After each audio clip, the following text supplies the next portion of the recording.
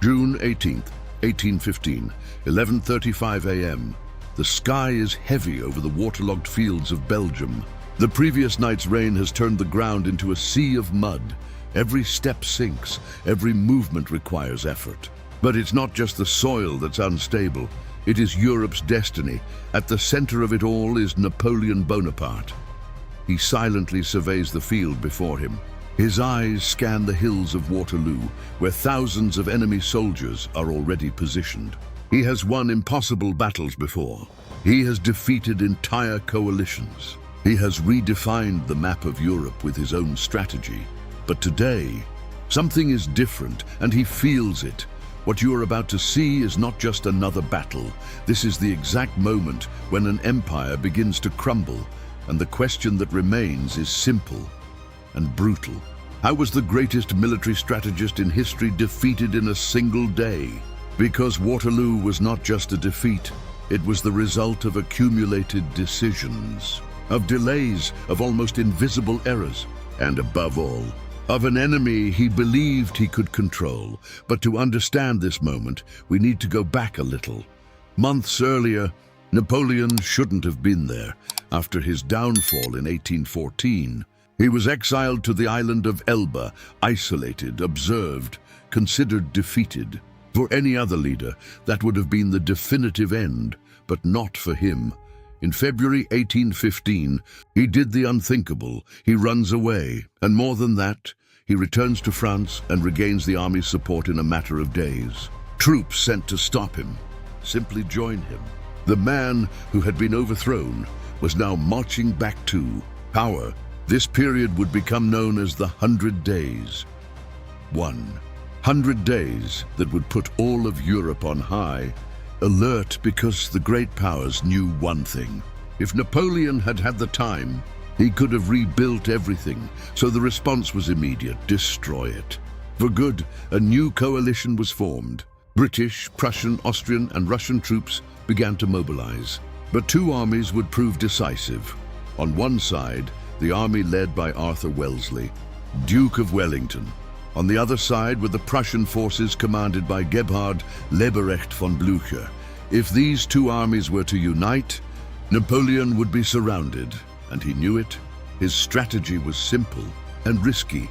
Attack quickly, separate the enemies, destroy one before the other arrives. It was a classic Napoleonic plan, quick, precise, lethal, and for a moment, it seemed like it would work, but there was a catch. Something small, almost ignored at first. The rain. She slowed the movements. She locked the cannons.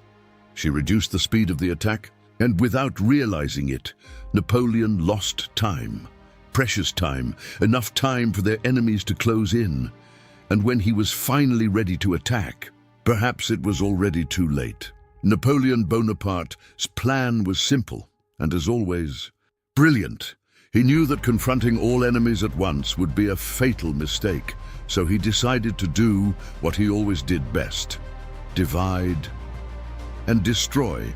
Days before Waterloo, he advanced rapidly through Belgium, positioning his army precisely between the forces of Arthur Wellesley, Duke of Wellington, and Gebhard Leberecht von Blücher. The objective was clear: to prevent them from uniting, and for a moment, he succeeds. On June 16, 1815, Napoleon attacked the Prussians at the Battle of Ligny, and he wins. Blücher is defeated. His army retreats, apparently disorganized, weakened, unable to quickly return to combat. It was the perfect opportunity. If the Prussians were hunted down and destroyed at that moment, the war could end right there. Napoleon knew this. Then, he makes a crucial decision. He sent Marshal Grouchy with about 30,000 men to pursue the retreating Prussians and prevent any attempt at reorganization.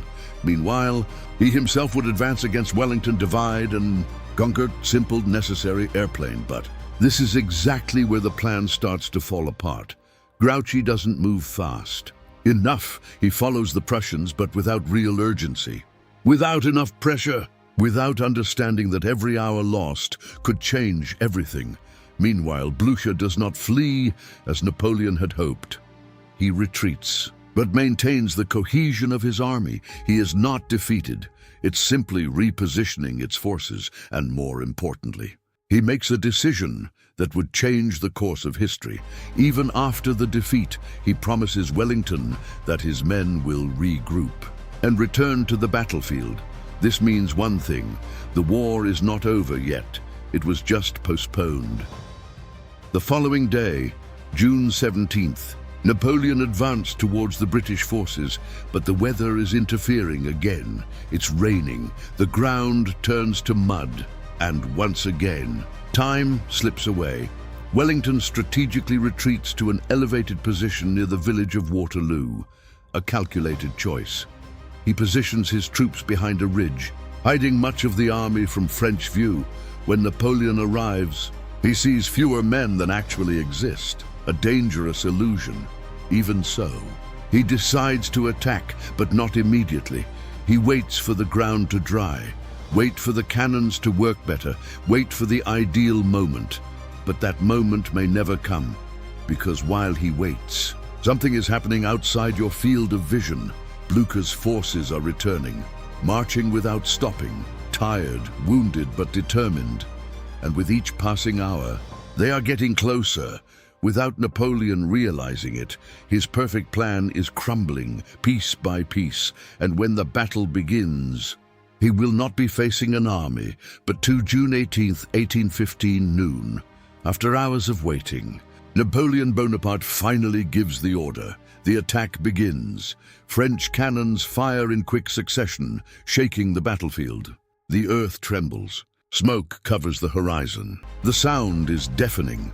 It is the beginning of the confrontation that would decide the fate of Europe. Napoleon began with a massive bombardment, attempting to weaken enemy lines before the infantry advanced.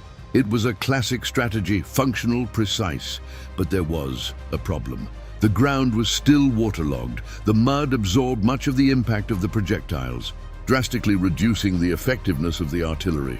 What should have destroyed entire formations now only slowed the pace of the battle. Even so, the attack continues. French troops advance under constant fire. The first major target is the Hougoumont farm, a fortified British position. What should have been just a distraction quickly turns into an intense confrontation. Hours pass, and the French remain trapped there. Men keep falling, resources are consumed, and Napoleon begins to lose control over the pace of the battle. In the center of the field, he orders a massive infantry advance against the lines of Arthur Wellesley, Duke of Wellington. French columns march under heavy fire, and then Wellington reveals his strategy.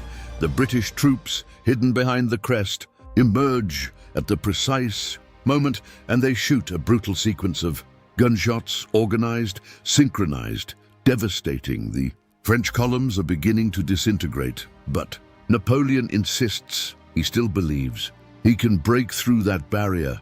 Then he makes another critical decision. He sends his cavalry, hundreds of horsemen, advance at full speed against the British positions. And an impressive load, almost cinematic, but deeply desperate, and again, it fails.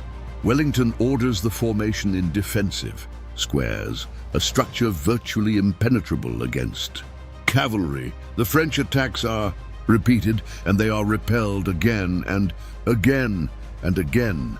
Men fall, horses fall over, and time keeps passing. Time that Napoleon doesn't have, because no horizon.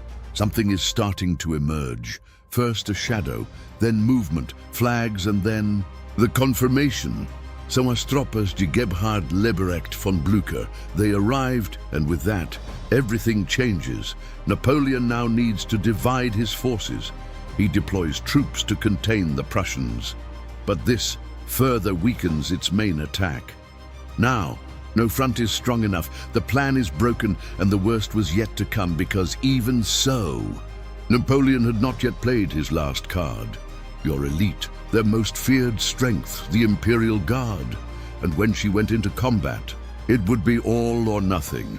The battlefield was already collapsing. Smoke, screams, bodies scattered in the mud. And yet, Napoleon Bonaparte still hadn't given up. He observes what remains of his strength, and he makes his final decision. sent to Imperial Guard, the elite of your army.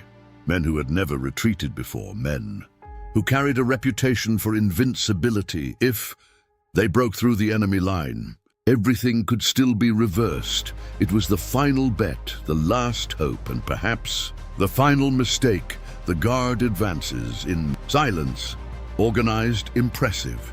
Each step carried the weight of years of achievements, of battles won, from an empire built with strategy and strength. On the other side, Arthur Wellesley, Duke of Wellington, observes calmly. He is waiting. No rush, without exposing yourself. And then, at the exact moment, he gives the order. The British lines are rising again, and they shoot a devastating discharge at point-blank range. No room for reaction. The Imperial Guard hesitates. A fleeting moment, but enough. Something unthinkable happens. They begin to retreat. For the first time in history, the Imperial Guard retreating. And with that, something invisible breaks on the battlefield. Morality, trust, the belief that Napoleon was invincible. And when that belief disappears, everything is starting to fall apart. The French troops fall into disarray. The retreat is spreading. Control disappears. The line breaks. And then, here comes the final blow. Gebhard Leberecht von Blücher's forces attack from the flank. There is no more coordination now. There is no strategy anymore. Just survival. The French army collapses completely, and the battlefield transforms into a refuge. Napoleon observes, unable to react. No time, no options. The man who dominated Europe now witnesses the end of his empire.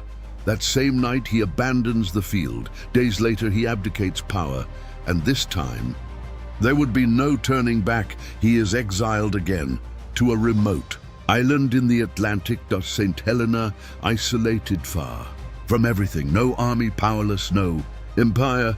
But Waterloo was not just the end of a battle, it was the end of an era. The moment the most powerful man in Europe lost everything in a single day. And perhaps the greatest lesson lies here.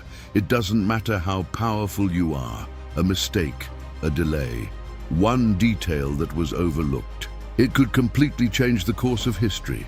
If you want more true stories told at this cinematic level, subscribe now, because there are many other historical moments. They seem like fiction, but they really happened.